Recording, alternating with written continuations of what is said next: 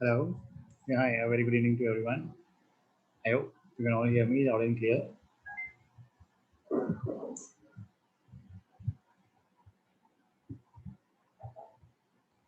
Hey, hi Radhika. Hi Rama. Perfect. So before we move on, is there anything you would like to discuss? So before we start out with the session today. Amit. Hello. Hello. Yeah, Amit. I have some questions, Amit, on exercise two. Sure, please, please. Okay. So you like to share So your screen? yeah, just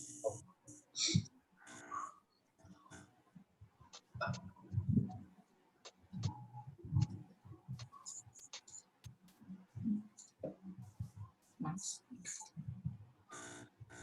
Okay. So uh, first, this is for questions. Question seven. Uh, uh, plot for profit and sales, and I need Mhm. to color the return and not returned in green. First, it was right, but after I changed the color coding, I'm not getting the right value. So if I do 3, I have a blue 3, but it includes the return, it excludes the return value. So if I give 5, I mean, I'm getting the order ID is 5, but this is not included. No, I'm not getting it. Can you show me the? Can you come to the data source? Can you click on the data source please? Okay. Okay. So which join have you used? Left join. One. Okay. So now just double click on this. Double click on the orders. Yeah, left Okay. join. So can you go to the sheet? Yeah. So what do you have? What basically what is the problem that we're getting? So I'm not able. No, So if I give, I have created a parameter. So if I give 5 or 6, whatever it is, so I'm getting the non-returned item 5, but which is not included, which is not calculating this returned item. So earlier it was right, but after I changed the color code of returned and non-returned, I'm getting the values wrong. The chart. one second. So The question is this. So color, once when I did this, I got the answer right. But after changing the color of the return to red and the non-return to green, after that, I don't know what happened. My chart is not right. so what is the charge that you're getting before color? Can you show me that? Uh, yeah, when I remove color, okay. So if I remove the color of return, so this I'm getting the values. So if I give 4, I'm getting 4 top 4 sales. See, so wait. So now what you see over here is, see what is happening is, if you see right now, what happened is it shows you 4 customers. Okay. Okay. Now every customer. So basically, so in this chart right now, you are showing what was the sales and profit that was given by the top 4 customers. Now, if Okay. you take a look at it, so we can see that okay, this is one customer who has given me this much sales and this much profit, and this is lying, and he's among the person who has given me top 4 sales, right? So Okay. if you see over here, this is the fourth number. Then you have at the top, then there is the third number. He has given me the sale of this. Then Okay. this is the third, and this is the, and on the right extreme, this is the customer who has given the highest sales. Okay. Okay. Now what is happening is basically now it is considering all the orders. Now what I want to do over here is, now if you will take a look for the data for Gordon branded, right? Now Gordon branded, this particular customer, he would have purchased multiple times. He would have Okay. purchased 2 or 3 times over here. Okay. Correct? So Okay. what I want to do is all the orders that he returned, we want that to be in the green, and we want the order that he didn't return, that we want to be in the I mean, the order that were returned, we want that to be yellow, and the order that were not returned, that we want to be in the green. So that is what the Okay. question says. So now, when you are dragging that field on that color, that Okay. returned column, right? You are putting that returned column on the color. That is what you Yes. did. Yeah. So you pick that returned. No, not this one. You can do Okay. this also. So technically, you can, or you can put the status also. You can use any one of them. So you can now see Okay. these are the orders by Amanda, Rosemary, Gordon. Now see, if you see on the Gordon, Now this was the order that he had returned, Okay. right? And if you will now go on the right hand side on over there, now for this is the order that he didn't return. Okay. Okay, so we can now see which order he returned and which he didn't return. That's it. Oh, this is right. So. So technically, what you should do is basically do one thing. Don't put order ID. Remove Okay. that order ID from the color and Okay. put the status. Put the status. So I will like to show you something on this. Okay. Shall I share this? I mean, give you remote. Let me take the controls. Yeah. Okay. No. Okay. See, now you see over here right now the chart that we have got is exactly the same only. So this is now telling me status. Now this status is coming as blank, and you will see over here this status is coming as return. Correct. Okay. Now if you take a look at it, so now you can very easily make out that okay, this order which was purchased by Gordon, now this order was returned. Okay. But you cannot make out that over here the status is coming as null, that is blank. That means this order was not returned. Okay. Right. And if you will take a look also over here, status is of two types. Blue one is null, Okay. and red one is return. That means this status is that is the order that was not returned. Yes. So what you can do is now you can actually, if you right click on the status, there is an option of aliases, right? Remember aliases we did in the SQL also. SQL, alias, yeah. The dummy name. So what you can do is you can give the dummy name. So null is the part that you have in the data. I would like to give this alias name as not returned, because I know that wherever the return is coming, that means that order was returned. And wherever it is null means that the order was not returned, because this is something that you are getting after the join, because the join that you have created. So if you click on OK now, see now what will happen is it will say returned and this has not returned. Not returned. Okay. So it becomes better from that visual perspective. Yep.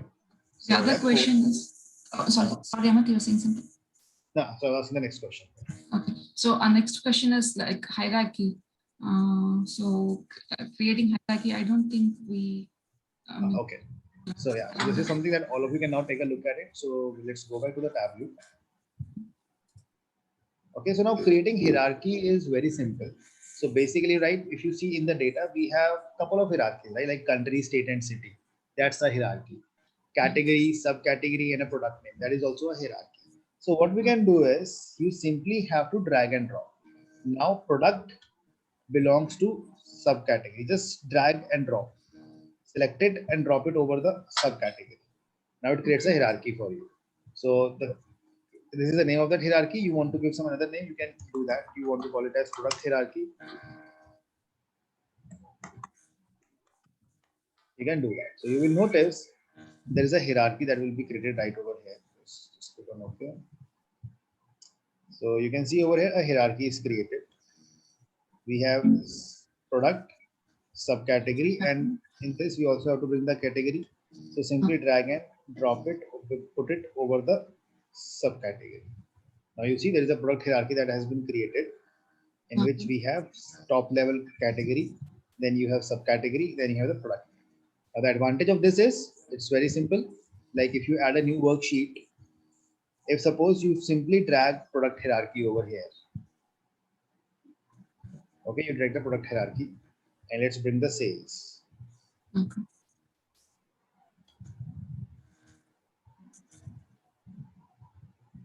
So chart is created. These are the three categories that we have. Oh, why is one choice? Okay, so let me make it entire view. So you have three categories now: furniture, office supplies, and technology. And let me change the sorting in the descending order. Now the advantage of hierarchy is you will start getting a plus sign. If you click on the plus sign over here, the chart goes from category to subcategory. You click on plus sign again. From that, it will go to the product name. So because we have now lots of products, so that is why the chart is looking like this. So you are able to drill down, and at the top you have a minus sign. You click on minus, the chart comes to subcategory level. You click on again minus, it comes to the category level. Okay. Okay. And the next question is like for creating a parameter with a text. So I tried to create a parameter, but it didn't allow me to enter a text in the list or. Okay. So okay. Eight parameter. Ninth question. No? Great question. Yeah. So now this is an interesting question. Now this is something that requires two of the things. You will actually, first of all, if you will, can you go back to the Word document? So, you will see question number 8, 9, 10, and 11. Now, these four questions are something that are given to you. You have to go step by step, and you are creating a whole together a chart over here, right? So, Right. all 8, 9, 10, and 11, these four questions are connected to each other. So, Yes. first of all, what we have done is we have created a hierarchy, right? That is fine. Now it is saying create a parameter, and the name of that parameter should be select KPI, and that should have three options: sales, shipping, and discount. So if you have to do that, so what you do is you come over here, you create a parameter.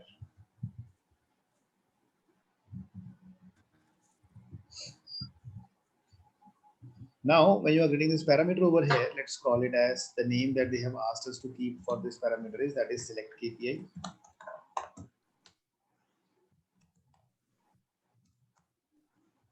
And over here, we have to give a list. In this list, we have to give three values: sales. Sorry, we didn't change the value. Data type is string. So now the three values are sales, shipping, and discount. Okay. I think you might would have not changed the data type, right? This is No, I tried, but I don't know. That time it didn't allow me to enter the value, even with the screen. now it's done. So if I enter it, so if I click on OK, Okay. so parameter is created, select KPI. If I say show parameter, so I can see the three values.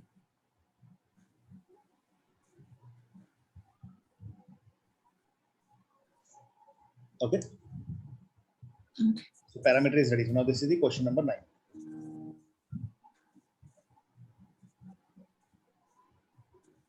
Okay. So let me try 10 and 11. Then see 10th is something that is important. So let me do one thing. Let's discuss the 10th also. Okay. Then 11th is nothing. You will be able to do it. Okay. Maybe 10th and 11th we will discuss both of them. Let's discuss both of them over here. See, Okay. now the 10th question is saying over here that create a calculated field dependent on the above parameter and takes the value of the field selected in the parameter. For example, if user selects sales, it should take a sale. Whether if a person selects shipping, it should take shipping. So basically, let me tell you what we are trying to achieve over here. So that will make more sense what that question number 10th and 11th is all about. Let's add this. This is a sheet. Okay, now we will take a look at this sheet right now, right? So if you see, we have a product category, and in this chart I am showing sum of sales. This chart is showing me what was the total sales that was generated across the three categories. Now what I want the functionality is that from here, see, if I'm selecting sales, the chart should show me sales, that is the sales value. If I select shipping, what should happen is it should show me the total shipping for shipping. It should show me the total shipping cost across each category. That means the chart should become this.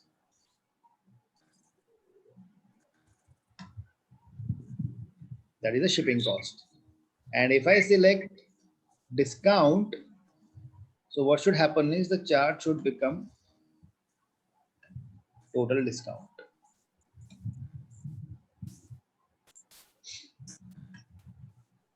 Okay, this is something that we are targeting to create.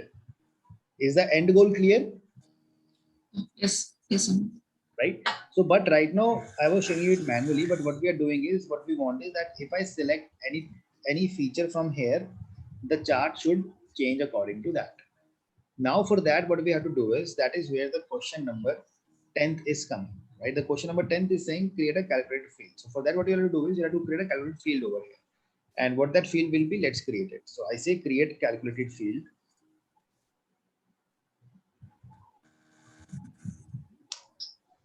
Just a second. Oh, so we'll call this as, let's call this field as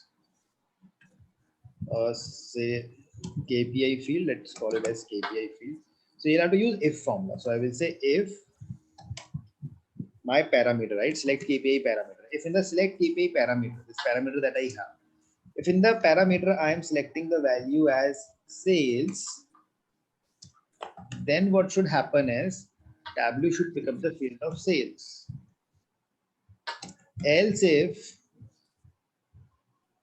in the parameter, in the select KPI parameter, if I am selecting the value of shipping, then what should happen is it should pick up the value of shipping cost. Else the last value is, if I have not selected sales, if I have not selected shipping, it is going to be discount only. In that case, I want Tableau to pick up the field of discount. And then finally end. So your if statements, they always have an end statement in the last. You click on apply and OK. Your field is created, KPI field. Now simply remove the discount from here and bring the new field that you have created, which is a calculated field. Now this totally depends upon your KPI. If you select shipping, it shows total shipping. If you will select sales, it will show the total sales. If you select discount, it shows you discount, right? So whatever field you select, it is going to show you the chart based on that. Making sense? Yeah. Yes. So these are all the 4 questions, right? 8, 9, 10, and 11. Oh, thanks. Thanks. So, I mean, once okay, once I'm done, I'll send you the link or I'll send you the file.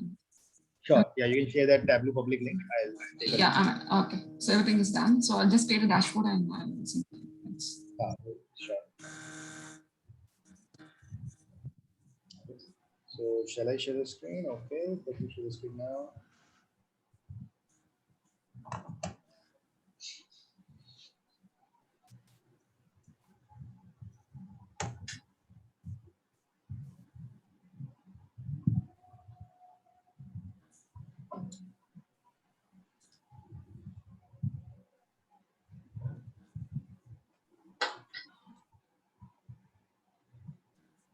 Okay, so before I do that, let me just share a data set with all of you.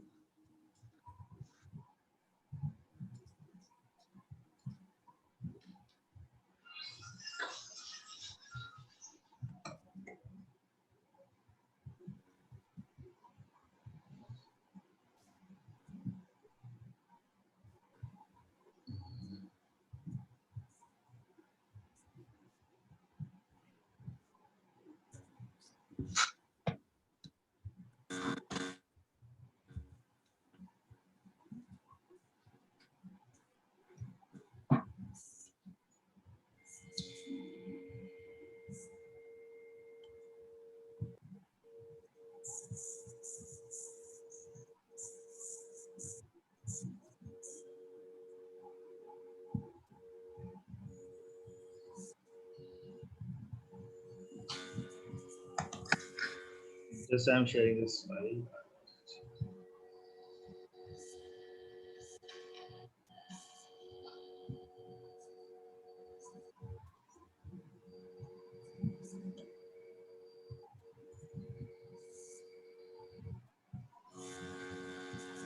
So I'm sharing 2 files together in one go. Will you please download both of them?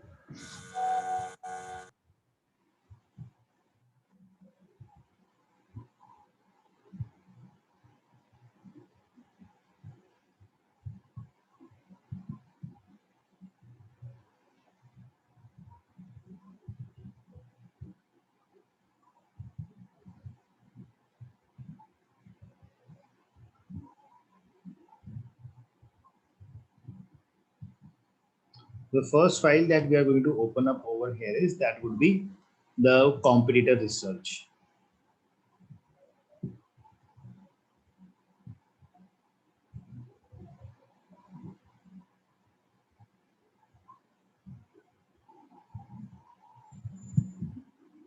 Okay. See, now this is a very interesting data set, and this is something that we're going to analyze in the Tableau. Amit, 2 Okay, minutes. now, Amit. It's getting down 2 minutes. Okay, sure.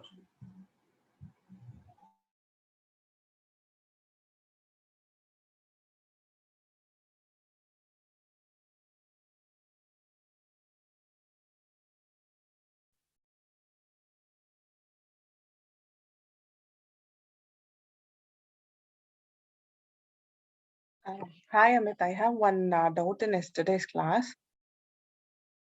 Yes, please. Yesterday you told about the data interpreter, right? Uh-huh.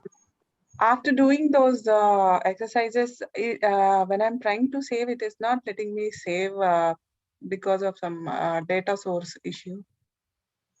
Can you share your screen if possible? Yeah, one second.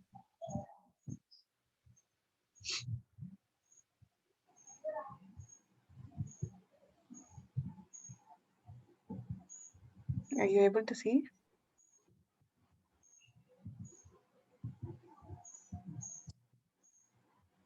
Yeah. Now, if I try to save this.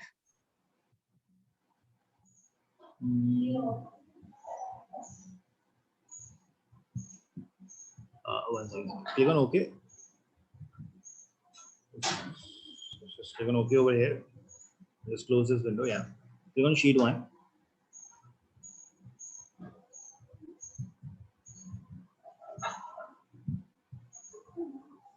Okay.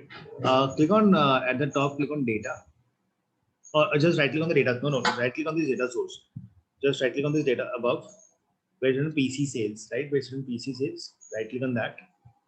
Let me take the control. Let me just.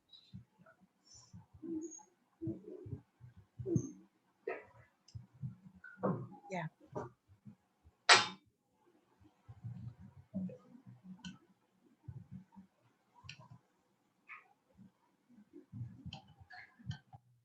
Not able to click.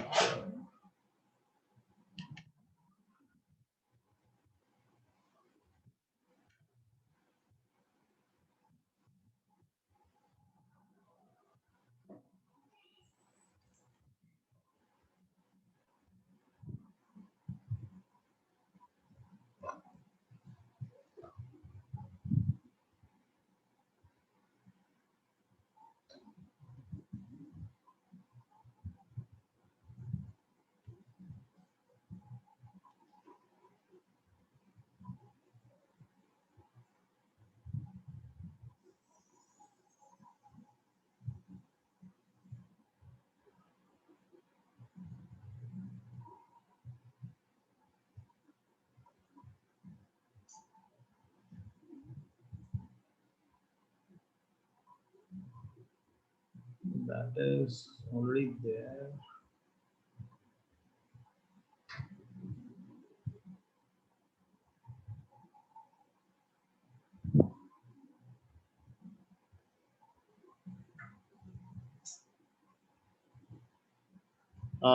So let me just check this out because in the Tableau public, what happens is you only have that one feature only, that is of data extract. So, but why is it not allowing it? I'll just have to take a look at it. So I'll just try it at my end once and I'll update you on this. Okay, sure. Thank you.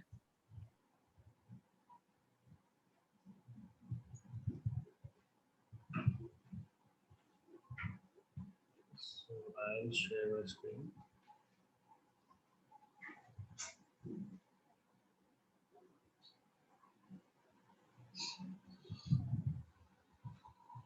Okay.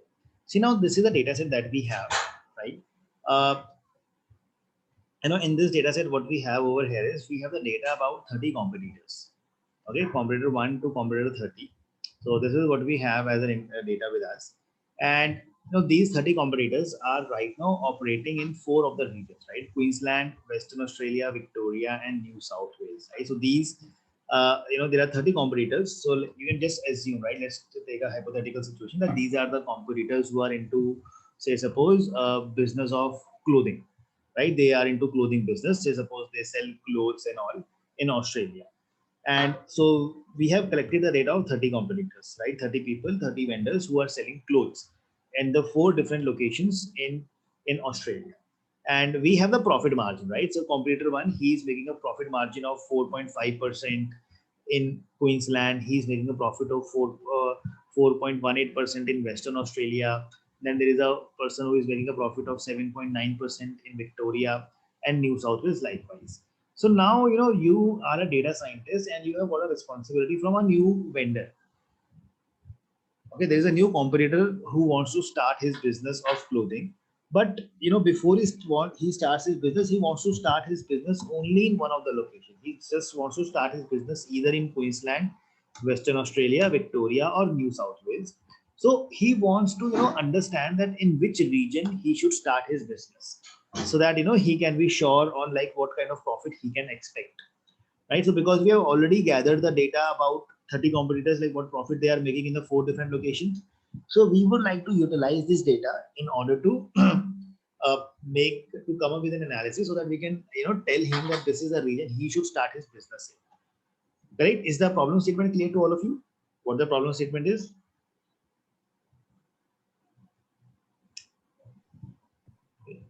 Right. So now what we will do over here is we are going to explore a new type of a chart in order to do this analysis, and that chart is called as box plot, and we also call that chart as box and whisker plot. Okay, now before we can understand this chart, there are some statistics that we need to understand. There are certain statistical measures that we need to talk about, and those statistical measures are mean, median, quartiles. Okay, so when we talk of mean, median, quartiles, now what are quartiles? Quartile is something like there are Q1, Q2, Q3. So these are called as quartiles. Okay, now let me explain you what they are. So for example, if I talk about the Queensland, right? So mean is something that you all would be knowing, right? You all will be knowing what exactly a mean is, right? So mean means the average value. That is your mean value. Then what we have is we have something called as median, right? Now what is a median? Median means the value lying at 50%, right? What is the value that is lying in the middle? That is something that is called as a median value. Like for example, if I talk about Queensland, let me just pick up the data of Queensland for now. So if I find the average, right? Average will be, I will add up all the percentages and divide it by 30, right? That is something that is going to give me average, which is coming as 6.32%, right? So we can see in this Excel only that it is coming as 6.32%. What is median? In median, what we do is we first of all sort the data in the ascending or the descending order, whatever way you want, you can do that. Okay. First of all, we sort the data in the ascending order. Then what we do is we find the middle value, right? Like in this case, I have 30 values. So the value which will be lying in the middle is that will be 15th and 16th value, right? So 15th and 16th. 1, 2, 3, 4, 5, 6, 7, 8, 9, 10, 11, 12, 13, 14, 15, 16, right? So 15th and 16th value. Because these are even number of values, so we will have to take the center two values, and the average of that is coming as 6%, right? So what I see over here right now is median is coming as 6%, and when we talked about average, average was coming as 6.32%, or the mean 6.32. Are you all clear on this? How we have calculated the mean and median, these two values?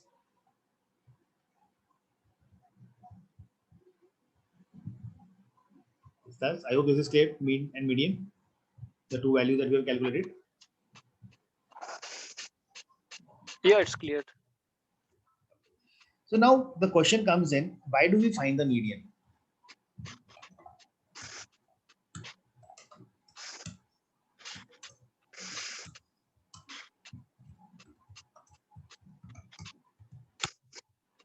Anyone who can answer this? It's economic term to find the middle value. What's from the range, like from the lowest to the highest? What's the middle value in the range? But it's not so like uh, level, like you can't depend on the median, but yeah, it's a middle value of the range. See, let me tell you. The relevance of finding the median value is it helps us to determine the outliers. Okay, now I'll tell you what exactly outliers. Outliers are the data that is behaving very differently from the rest of the data. Now, in order to understand it better, suppose let's say we have a class of we have a class in which there are 5 students. Now I ask first student like, okay, what is your salary? He says my salary is 20,000. I ask the next guy, he says my salary is 22,000. Then we have another guy who says my salary is 18,000. Then there's another guy who says my salary is suppose 24,000. And then there's another guy who says my salary is 19,000. So I have 5 people. Now, if I want to find what is the average salary, average will be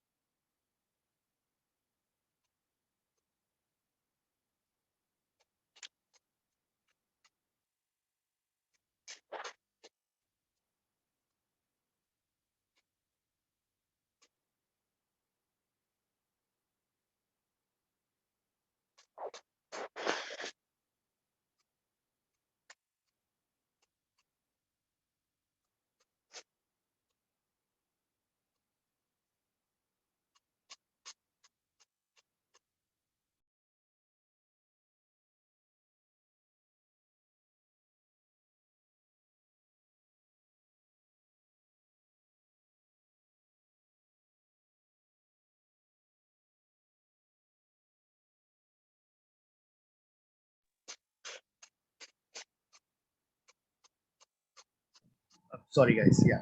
So I was saying that. So I was giving you a small example over here. So we have data of 5 people with us, and I have noted their salaries. Okay.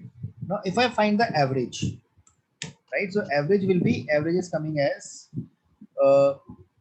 20,600. This is the average salary. What is the median? In case of median, first of what I will do is I will sort the data. And now the value lying in the middle is 20,000, right? So I say median is this. Median is 20,000. Now what happened is the reason we find the median is, say suppose while capturing this data, I actually, I figured out, and let me do one thing, let me apply the formula itself. So we have the formulas in the Excel. Let's find the average. So average is this, and median, the median is this. Okay, the same thing that we have also found. Now suppose by mistake, or maybe in one of my classes, what happened was that Bill Gates also thought that let me take the classes of Amit, right? So I asked him, okay, what is your salary? So he gave, my salary is like, you can put as many zeros as you want. So that is what my salary is, right? So now this is the salary of Bill Gates that I have, who is taking my sessions now. Now if you take a look at it, the moment I added the salary of Bill Gates, right, average has changed, but my median hasn't. My median is still the same, right? Because median is the value that lies in the center, whereas average is the total divided by the count. So if you take a look at this now, my average changed, but my median didn't. Okay. Now, if I ask you this average that I am getting, can I use this average to tell that, okay, this is the average salary of my class? No, you have an outlier actually. Right? I cannot use this average because this average that I'm getting, this is exceeding the salary of all the other people, and that too by a big margin. So this average that I'm getting is not justifying my data, right? Because most of the other people that I have, they are having the salary around 20,000, but because there was one outlier value that actually it has actually skewed my data so much that now my average is coming very high. Okay, so we find the median in order to check that thing, that do we have any data which can actually skew our data. right? So basically, you see right now there is one data that is on the higher side that I can see that I need to ignore this. I need to remove this. If I remove this data, then what I see is average and median are coming very nearby to each other. If the average and median are nearby to each other, that means your data is of good quality. But if there is a big difference that you see in the average and median, that means there is some data which is either very high or very small. Like for example, if I put there is one person whose salary was very less, his salary was 100. If you see now again, my average is reduced down and my median has become this. So again, I can see there is a difference between the average and median. That means there is some person in my data whose salary is very less, due to which average is going down. And previously, when the number was very big, the average was coming very high, because of which we were saying that there is one person whose salary is very, very high, due to which the average has increased. Making sense? Right? So this is why we find the median values. Median is something that we calculate in order to understand if we have any data point which is an outlier. Okay. Then the next thing that we have is, like we have the median, we have something called as quartiles also. So another name of median is quarter two. Quarter two. We also call median as Q2, as quarter two. So basically we have three quarters: Q1, Q2, Q3. Q1 means what is the data that is lying at the 25%. Q2 means data lying at the 50th percent. Q3 means data lying at 75%. Okay. Like for example, like in the median, what we were doing, we were finding the value that is lying in the center. That is the 50th percentile value.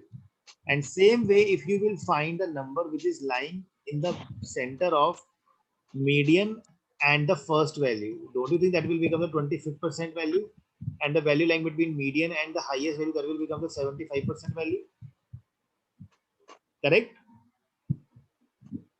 So that is called as 25%. This is called as 50%. And then this is called as 75%.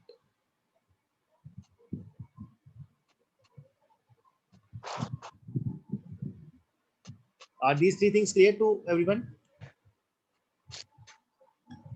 Yeah, that's clear. So now you know what we do is when we create a box plot. Now box plot is a statistical chart. Okay, it's a little bit of a statistical chart that we are going to create in the Tableau.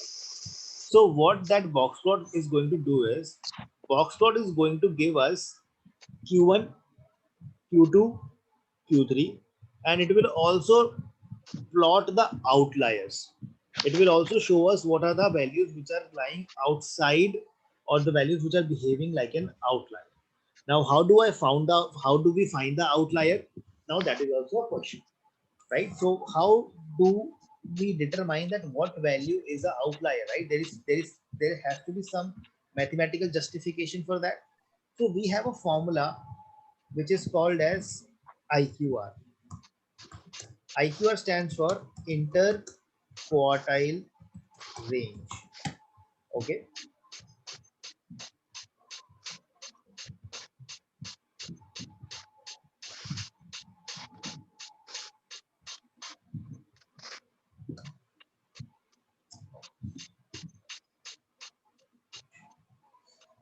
Okay, so we have a formula that is called as interquartile range. Interquartile range is Q3 minus Q1.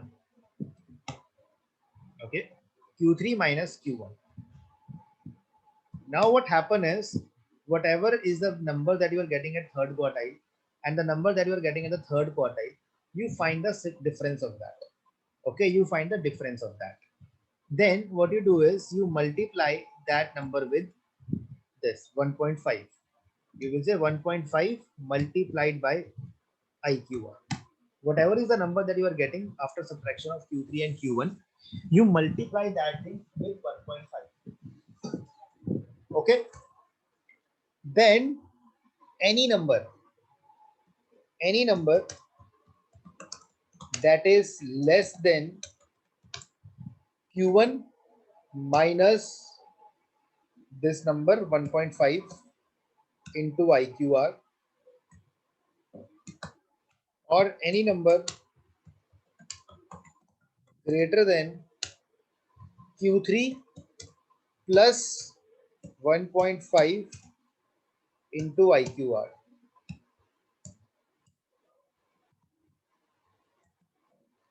Now that number is considered as an outlier. Okay, so this is how you find the outliers. So any number that is less than Q1 minus 1.5 into IQR and any number that is greater than Q3 plus 1.5 into IQR, that is considered as an outlier. So this is a mathematical formula that we use to find the outliers in the data. I hope I'm making sense to all of you.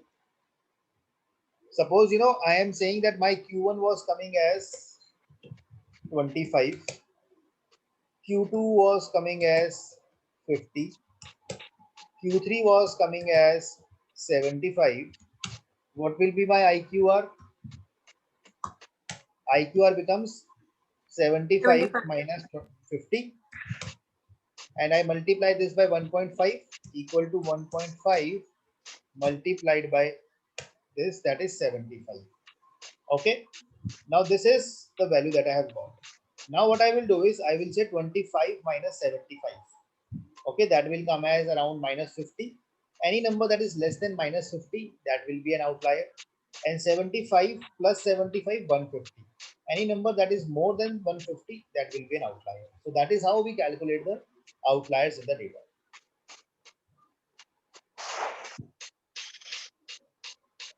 Okay, and now you will not have to do all these calculations. Now box plot is something that is going to do that calculation for you.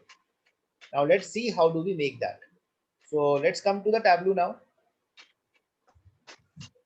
Let's connect to the text file. So the data that I've shared with you is a text file. Avneet, you raised your hand.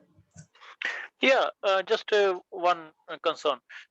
When you say like any number less than Q1 minus 1.5 IQR, so that's going to be a negative figure, right? So that is the That's going to be a negative figure. so that the number could be, because I have taken a very small numbers over here. So the numbers can be positive or negative, anything. So we don't worry about the positive, negative. Like let it be, but whenever it is come like negative or positive to determine the outlier. So that doesn't impact, because see, for that this is a number. So now definitely it can happen that, see, because if you see in this case right now, if I get any number in negative, that means that it was a loss, that a company was making a loss. So that depends upon the kind of data that you will be using. Suppose salaries, now salaries is something that cannot be negative, correct? Yeah. So basically in that case, what you do is, if your data is such, you apply a capping on that. That if the number is less than negative, if the number is negative, that means any which way that data is incorrect.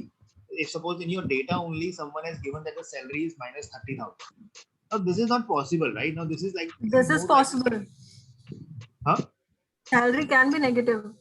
If a person is leaving a company and they have taken excess leave, the company will take back their salary. No, that's not a part of US law. You can't be Okay. negative salary. It's just Okay. part of India. Law is weak. Okay. Yeah, it's impossible in US. See, when we say when you say my negative salary, that the salary is not negative, right? That is more like the deductions that are being made. That's a recovery thing, like a recovery has made. It's So more like a recovery. You cannot say that yeah, this is the negative salary.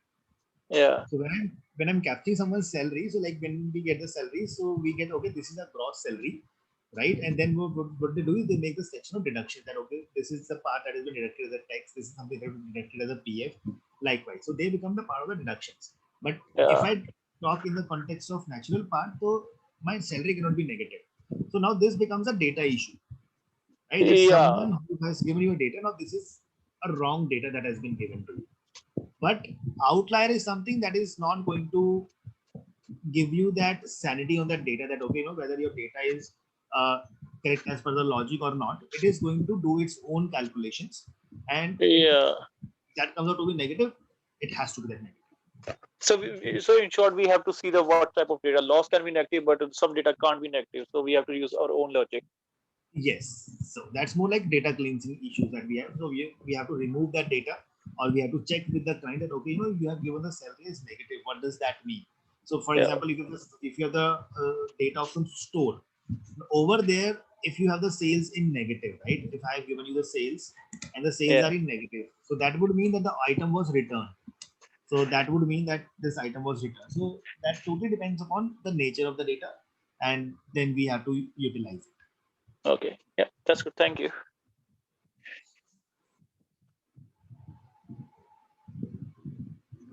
So let's come to the Tableau now. So now the data file that we are using, now the data file is like text file, right? The Excel that we are using, that's a text file. So I click on text file and we go to that folder and I pick that file, comparator research.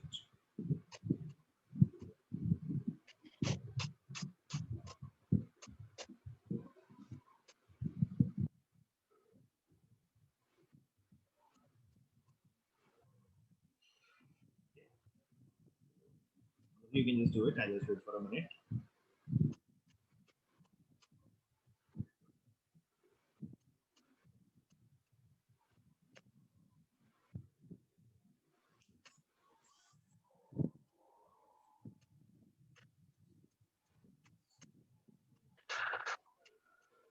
So now a question to all of you. This data that I have received, can I use this data for any of my analysis?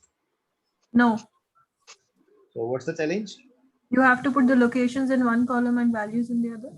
Perfect, right? So right now, if I see this data is not in the machine readable format, this data is in the human readable format. So I have all the 4 locations coming as 4 different columns, right? The same thing, that the similar thing that we did yesterday also. So we were having the years in the different columns. So first of all, I need to bring this data in the correct format. So I'll select all the 4 columns. I'll right click on this and I will pivot it. So now these are the regions and these are the profits.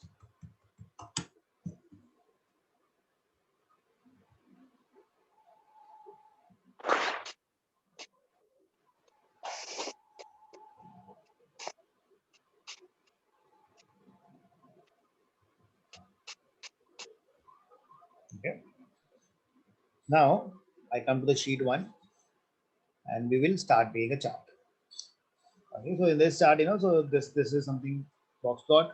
It's a very important statistical chart, and when we will be doing R and Python, over there we will be discussing more on that, right? But once you will see this chart over here, you will have some level of understanding by when we will go and analyze that in the R and Python.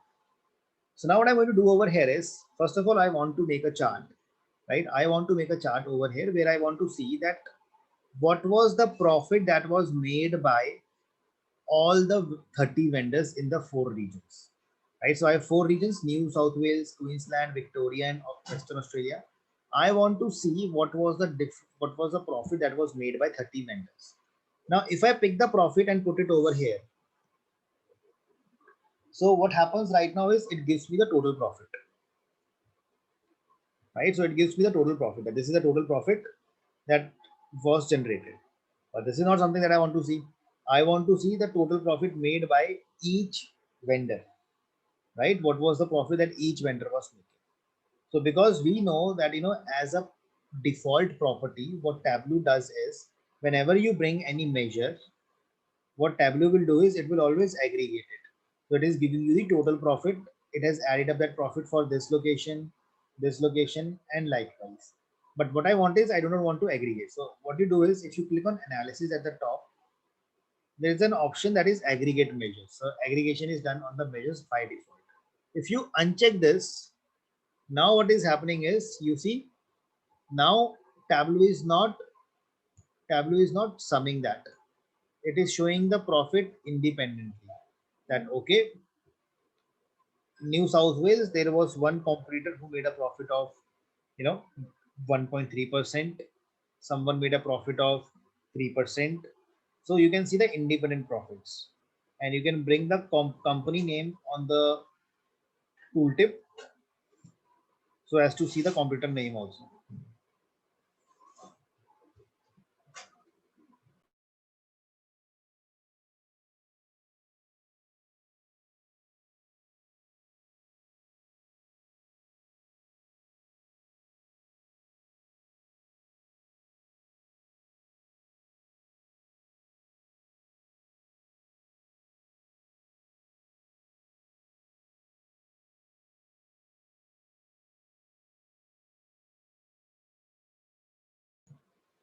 Okay, are you all able to create this chart? So I can see in this chart right now in New South Wales what was the profit that was made by the different competitors. Okay, now let's make it entire view. Let me make it entire view, and let me just, I'm just doing some formatting changes, right? I'm making the bubbles a little smaller, and I'm changing the shape to filled bubbles.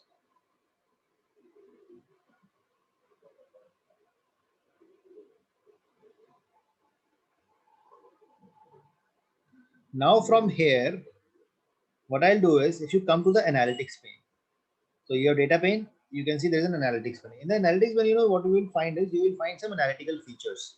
So which Tableau provides, right? There are certain analytics, these are very basic ones and not very advanced ones. So since we have them, so I just wanted to give you a little bit of an idea on this. Although we never use any of the analytics features in the Tableau when we work in the real-time scenario, we make use of R and Python in order to do that. So if you see over here, there is a box plot chart. So if you simply pick the box plot and drop it over here, your box plot chart is ready.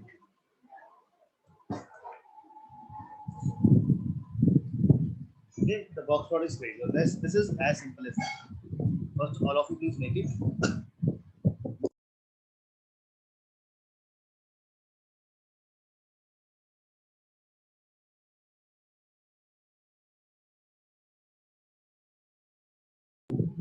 Okay, so now this is what a box plot is,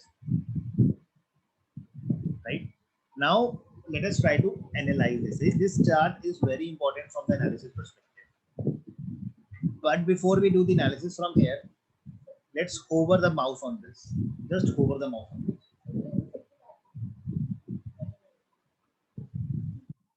Just hover your mouse on this. And you know these profits are right now being coming in the decimal part. If you want to convert this into percentage, you can do that. Right? If you want to convert this into the percentage, you can just right click on that profit. And you know there is a property of change data type. No, change default properties. Yeah, default properties, number format, and you can make it percentage. Okay. If you think you want to see the number in the form of percentage, you can do that. So now you can see the proper percentage format. Now over here, what I did, I was telling you in the Excel was,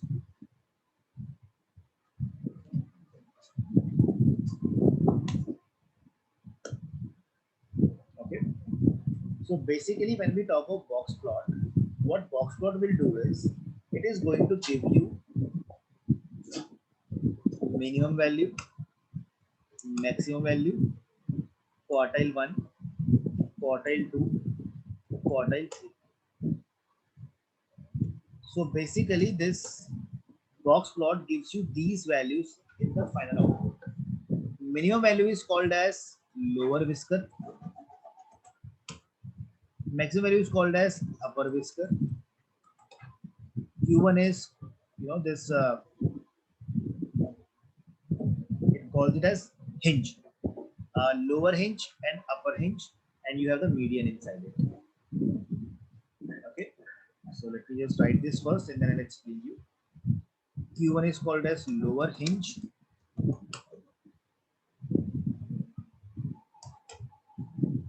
upper hinge. Median. Oh, sorry, yeah, this is median. Thanks. And this is upper hinge. This is what we have.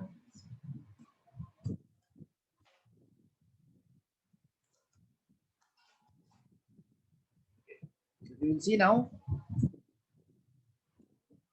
this is the maximum value. This is the minimum value. So maximum value is called as whisker, upper whisker, right? So this is the same thing that we have written over here. Maximum value is upper whisker, and minimum value is lower whisker. This is the lower value, lower whisker. Okay, 1.4%. Then if you see, this is a box. This line is called as upper hinge, that is third quartile. This line is lower hinge, which is first quartile, and in the center you have the median value.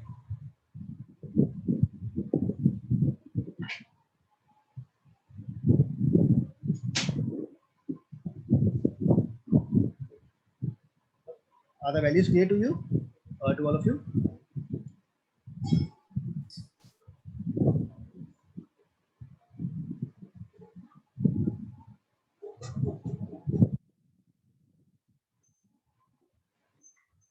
Now, how do I decide from this chart that in which state I should recommend my client to start his business, right? Because we had an objective that we have to recommend our client that in which state he should start his business, right? As the first part.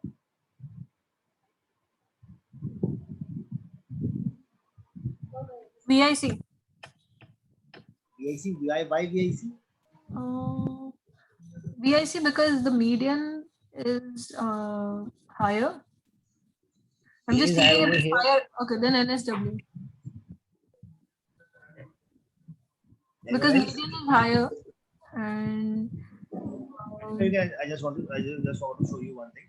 okay. I just forgot to show this part. The outliers. You see, in this there are some outliers also. 1, 2, 3, and these are outliers. So the value that lie outside that chart, they are called as an outlier. So these are outliers of values which are behaving differently from the rest of the data.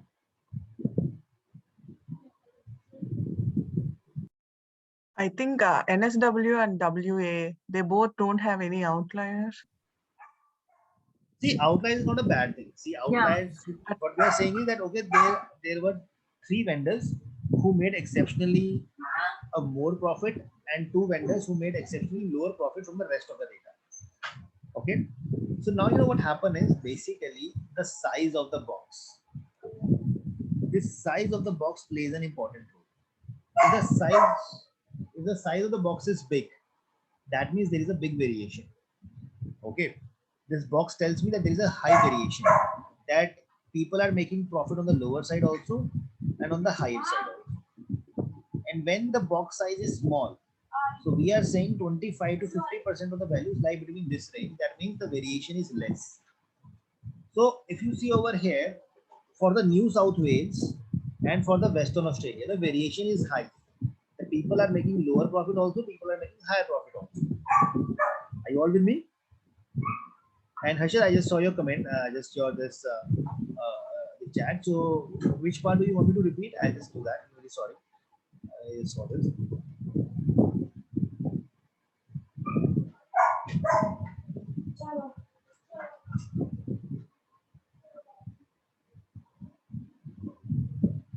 Okay. So if you see over here right now, so what we are doing is, if you see size of the box, bigger the box, bigger the variation. Smaller the box, lesser the variation, right? So I can say New South Wales is a risky market, right? So you can make good profit also, and you can make bad profit also, right? And so is the case with Western Australia. Western Australia is Amit, also risky. Harshit is having a mic issue. She's saying, please explain the box details again, the hinge and whiskers.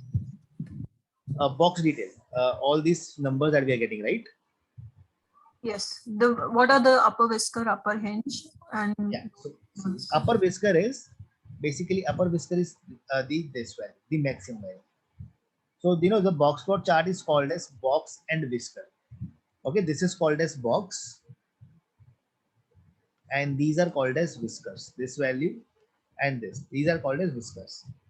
Okay, so upper whisker means maximum value, lower whisker means minimum value. That is what upper and lower whisker is. Are these two values clear? Right? So if you see upper whisker is 12%, 12.3, that is this 12.3. Lower whisker is 1.4, that is over here 1.4. Then upper hinge, median, and lower hinge. Upper hinge is this line that you see. Upper hinge means quartile 3, lower hinge means quartile 1, and the line in the center, this is called as median. Okay.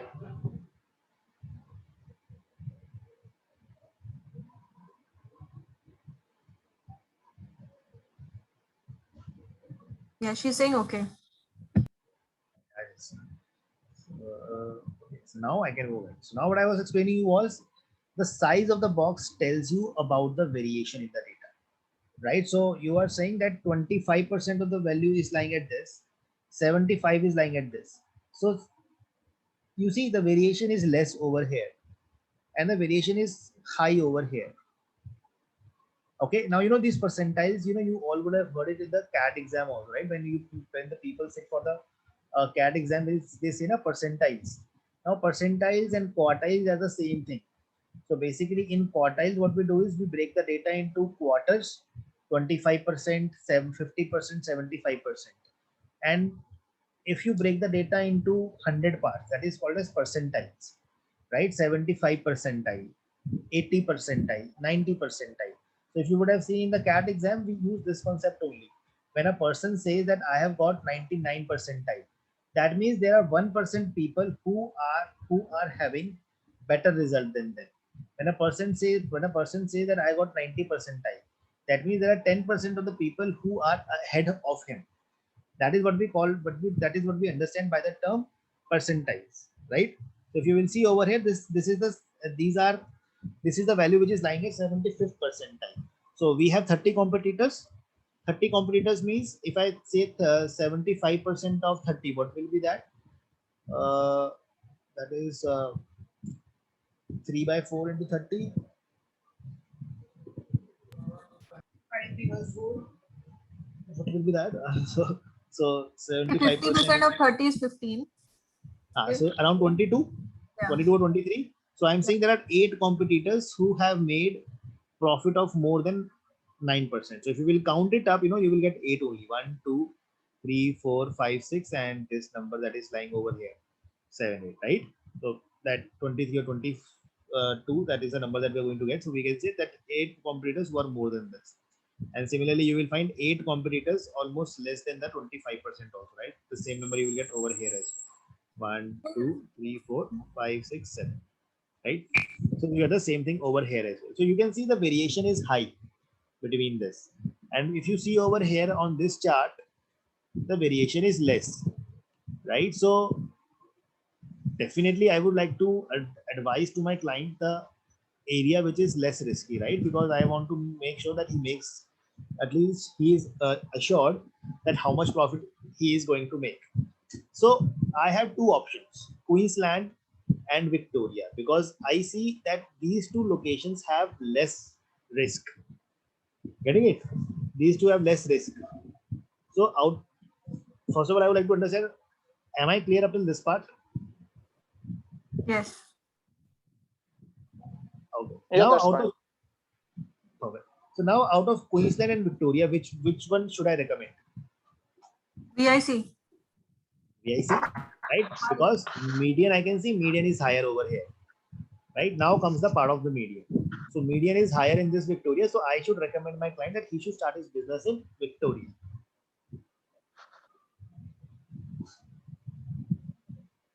Okay. So this is how we make a box plot, and this is how we use it for analysis.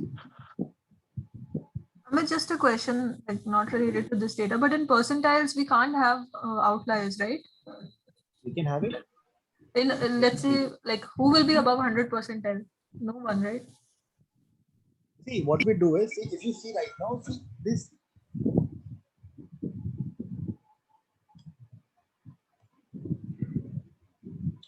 So if you see over here, the numbers that I wrote, this 25% is like percentile only. This is the another name for this. And Yeah. this is 25 percentile. Okay. And then what we do is we say this is 50 percentile, 50th percentile. And this is called a 75th percentile. So in terms of percentage, we call them like this. This is 25th percentile, 50th percentile, 75th percentile, or we can also call it as Q1, Q2, or Q3, and Q2 is also called as median. So there are a lot of names that we are using for them. Okay. So 100 percentile means when we talk of 100 percentile. So right. So 100 percentile means this is the value which will be the maximum value, the highest value, max value.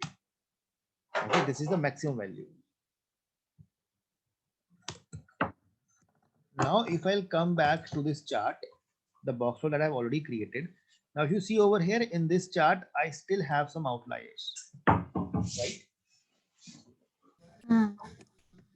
Even So above we can see the upper value, like even above the and or whisker. this above also and below also.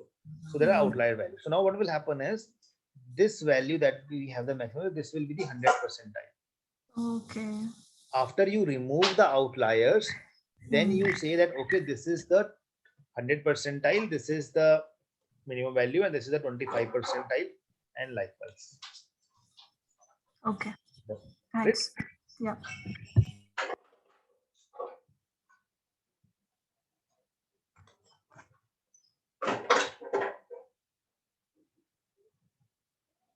Okay.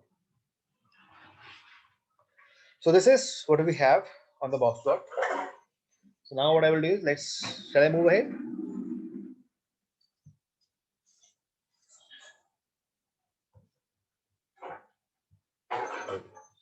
This is again similarly we have a more interesting some options that we will see under the in the analytics pane. Okay, so let's do one thing. Let's open a fresh file.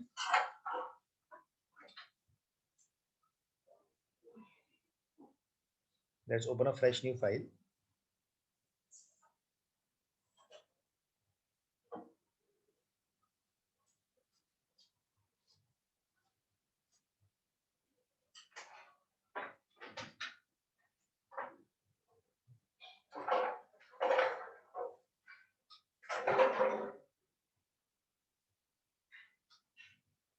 Okay, so let's connect to the data. And what I will advise is let's connect to the this file that I just shared. So that is the startup expansion.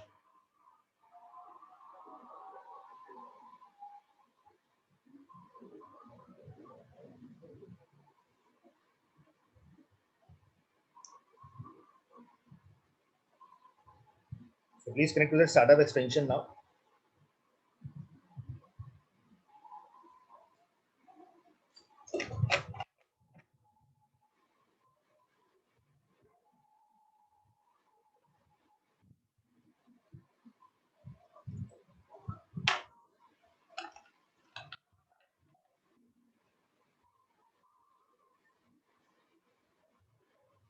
Now what I will do is let me explain you the data first, right? Like what the data is all about, so that you can you all can understand. So what analysis we are going to come up with. So let me first of all explain you that. See, this is the data that I have shared with you. Let me open in the Excel only.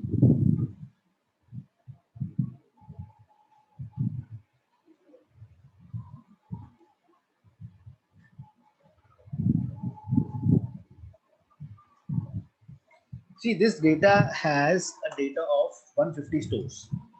Okay, we have the data of 150 stores. So there is a company.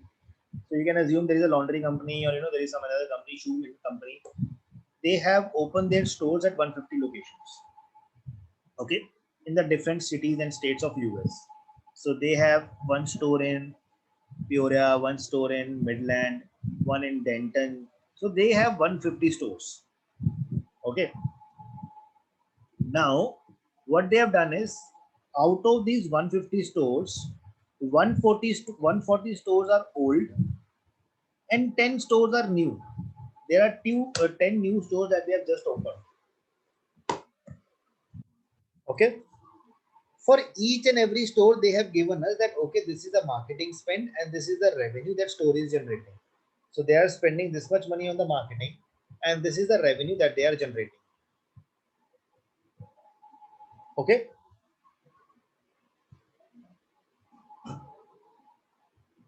Now this company has approached to you. Now the company is asking, the company says that, okay, okay, so, there are 10 new stores that we have opened. We want to invest some money in these 10 stores. So now you have to recommend in which store they should invest their money so that they can get some good revenue in return, right? So they have some money to invest. They want to understand in which store, in which of the new stores they should invest their money so that they can have some good revenue. Okay. So this is something that we're going to analyze. Is the data and problem statement clear?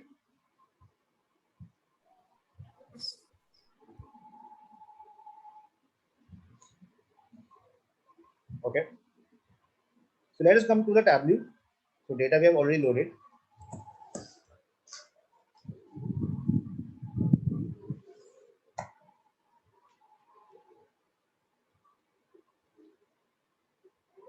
Okay. Now let's come to sheet 1. Now first of all, I am going to make a very simple chart. Okay, that is what was the marketing spend and what was the revenue that was generated by all the stores. So please make this chart. So I think this is something you all will be able to make it.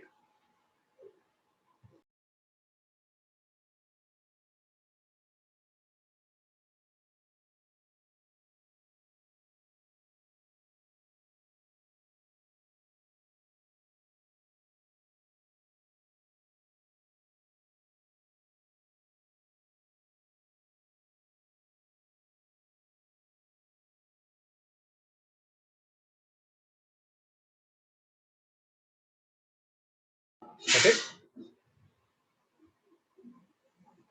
Now we have 150 stores over here.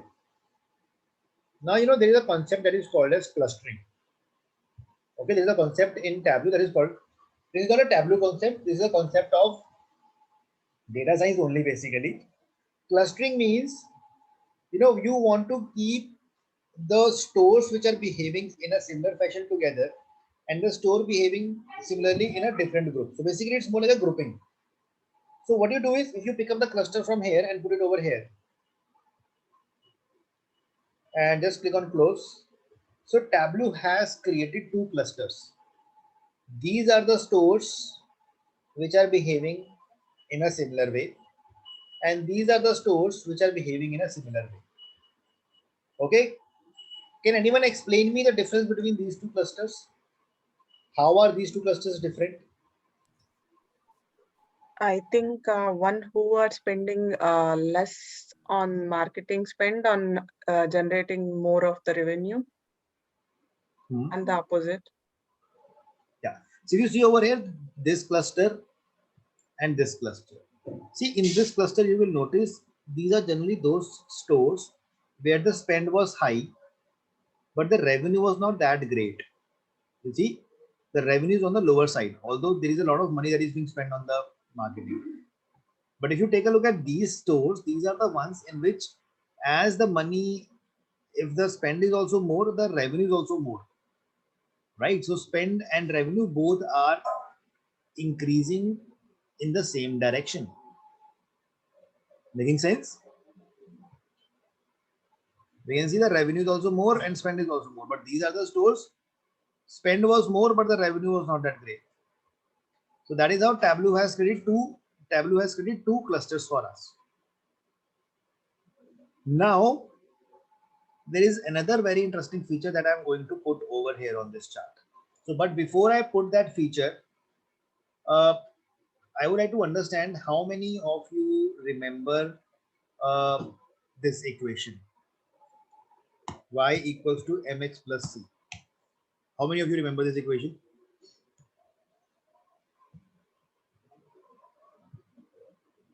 Okay, Harshal, you remember? Rama, Anisha, Amir? Yes, I do, but it's an equation actually. This equation, It's a prediction variable. Why is it the prediction equation. So yeah, basically what happens is that's in this, so I'll explain you what we do is, in this case, what we do is, we say that y is dependent and x is independent, c is constant, and m is called slope, or I will call it as coefficient. Okay, so what we actually understand from this complete equation is this, that what is y? Y is revenue. See, revenue is not dependent on marketing spend, right? The more money I will spend on that marketing and advertisements, there are chances that I will generate higher revenue. Correct? Yeah. Same way, like, if I give the example of salary and expense, if my salary is more, definitely my expenses will be more. So my expenses are dependent on salary. So this is the same equation that tells us about that, right? Suppose I talk about, if I talk about salary and expense, I am saying if my salary is 10,000, my expense is 5,000.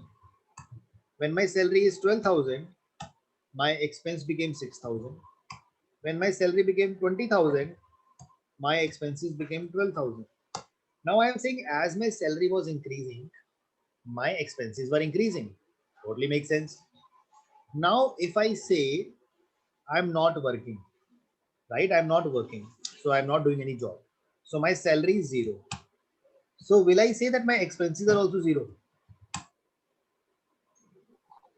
No. No, that's not possible.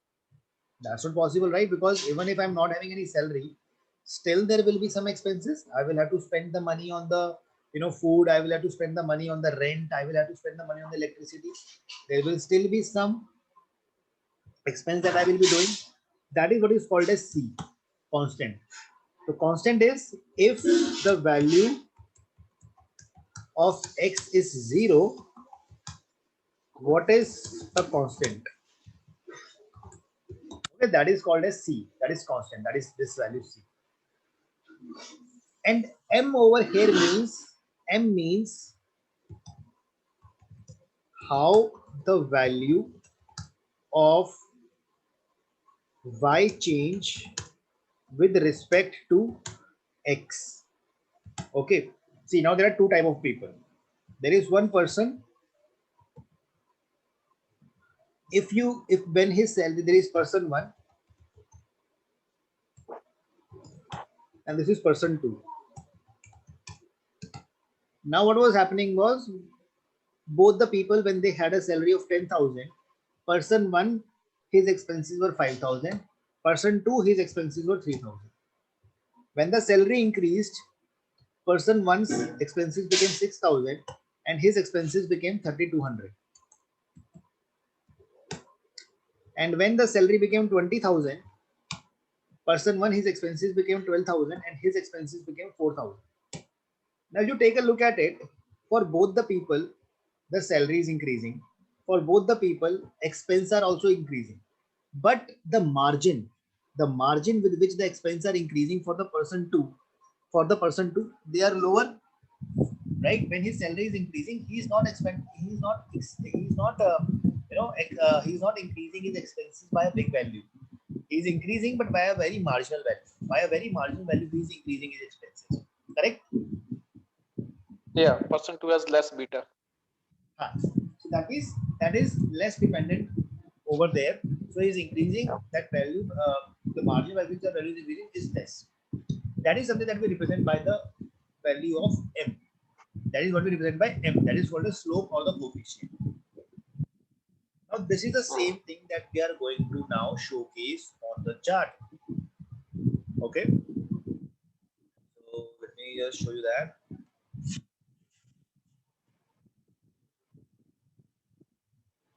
So how do I do it?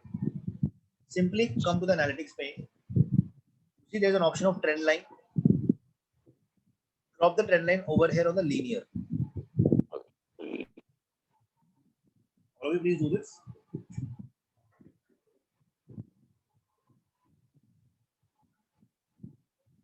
They both have a negative correlation. Huh? They both have negative correlation. It's not positive. So in this, if you see, for the cluster one, it is positive. For the cluster two, it is negative. And if you will hover on this line, it will show you that line also. That revenue is equal to 7.4 into marketing spend plus 28,000. That means if you will spend $0, if you will not spend any money on marketing, still you will make a revenue of 28,000. Okay, but if you will spend $1 on marketing, you are going to make a revenue of $7.4. You will get a return of 7.4. Whereas for these stores, it's going in the negative. That if you will spend on $1 on the marketing, you are going to lose $5, right?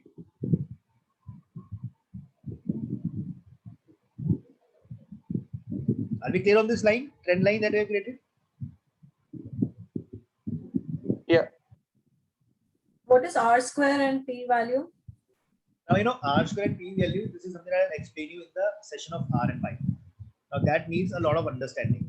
Okay. That is something that we use for, this is the R square is something that is called as how efficiently your variables, your X is able to explain Y. And P value is called as the value of significance, right? If I'll try to tell you in a very layman's language, okay, if I say salary, so your salary depends upon your qualification, true? Yes. So if you have to predict salary, so your qualification will be significant in terms of predicting that. Your years of experience, how much years of experience do you have into the industry? That will also be significant if I have to predict your salary, right? Same way, if I say your body weight or your height, will that impact the salary? No. Right? So I cannot say, you know, if a person's height is more, he will get a higher salary, and if his height is less, he'll get a lower salary. We never do that. So your height or body weight or your, you know, any other thing, these features are not impacting the salary. So, you know, when we do that predictions, right, whenever we create a predictive model, so what happens over there is we calculate the P values, and P values tell us about the significance. And now over here, when the P value is less than 0.05, right, when the value is less than 0.05, so that means that the value of X, variable X, is significant in telling or predicting Y. So if you see now in this line, P value is coming as 0.0005. That means that marketing spend is very much significant if you have to predict revenue. Got it? Okay. But is 0.05 is the standard one in the practical world, or like 0.05 is used as a standard, but you can keep it according to you as well. So for that, you know, I will explain the concept of confidence level, confidence interval. So there are a lot of things that we have to understand for that. Yeah, because in multi-regression, they some firms use like less than 0.05, right? But 95% or the significance level is 0.05 is something that we use as a standard. 95% is something Okay. across industries.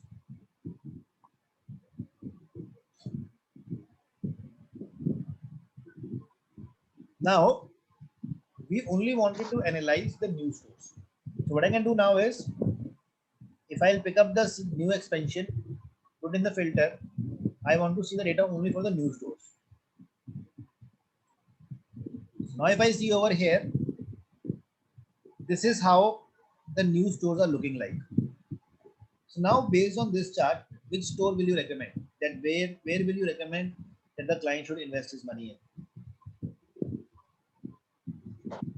Cluster 1 has a positive correlation. Sorry. Wait. It's on the blue line. Blue line. So there are 5 stores on the blue line. No. On the Which axis, on the cluster line. This one? Yeah. They're more close to a line, you know, like for the cluster 2.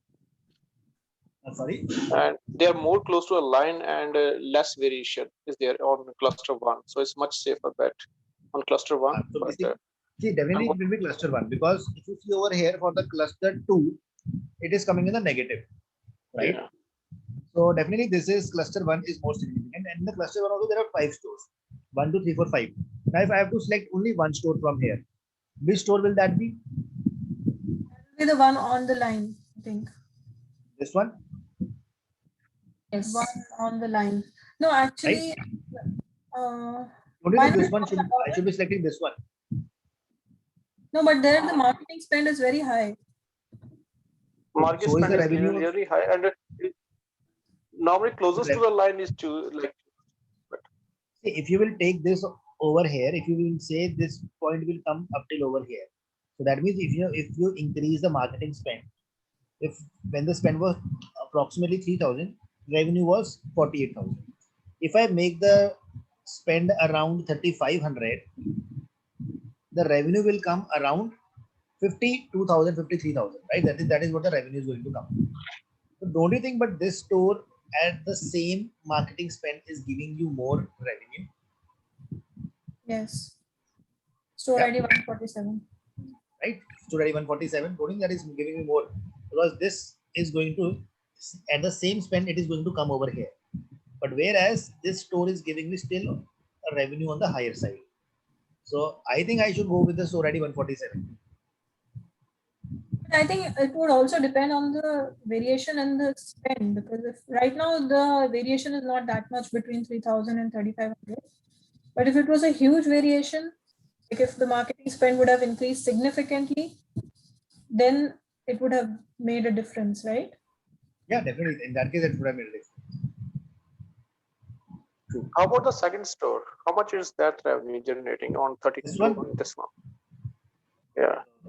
So If you see now, marketing right spend now, is less than 3,000. Yeah, 3,000 and revenue is 52,000. So how much it does it make difference to so if you see now from to go to 3,000, that it is store? giving you for the 3,000. So what you can do is you can put the values inside that. So, but still, if you see, if you compare it with the line, it is still very near to the line, and this Yeah. is farther from the line. You see Yeah. the difference. So again, answer comes for Yeah. the 147 only. Okay. Mhm. Yeah. So normally we can like recommend like you have two options depending on your budget, how much you want So to you spend, can and get so can you you can recommend 2 or 3 store, like so you can say that okay, I would like to recommend this and this store. So you so can give two basically we three just options like choose this. above the line who are giving you above the average. Above the line, Above yes, average. above the line, Yeah, above average. above the line. Okay. So this is how you do some clustering. This is how you create some trend lines. So this is what we have on this chart now. Anything you would like to ask?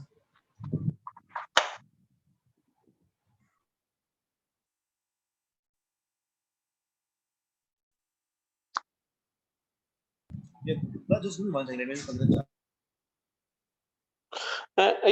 Actually, I do have a question. So the exercise, would you give this like to us as an exercise, because this is my first day that I'm attending this one. Sorry.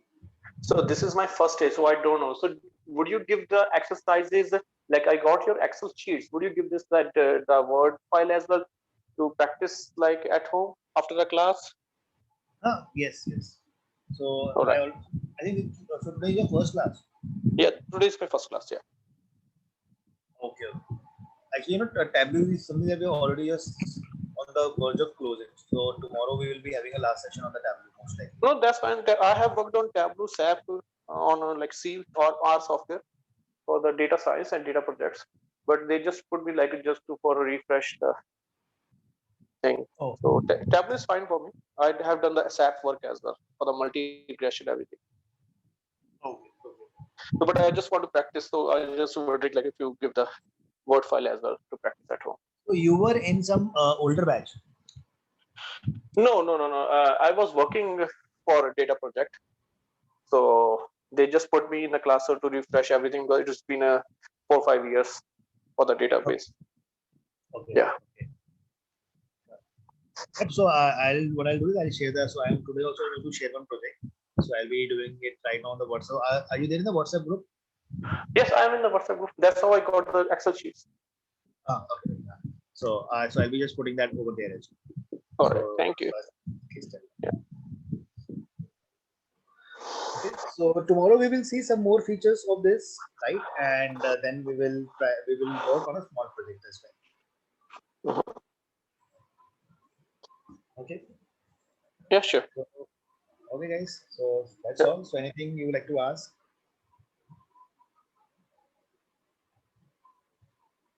No, just thank you for the help.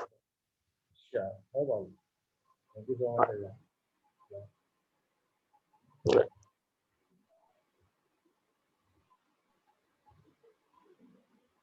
Okay.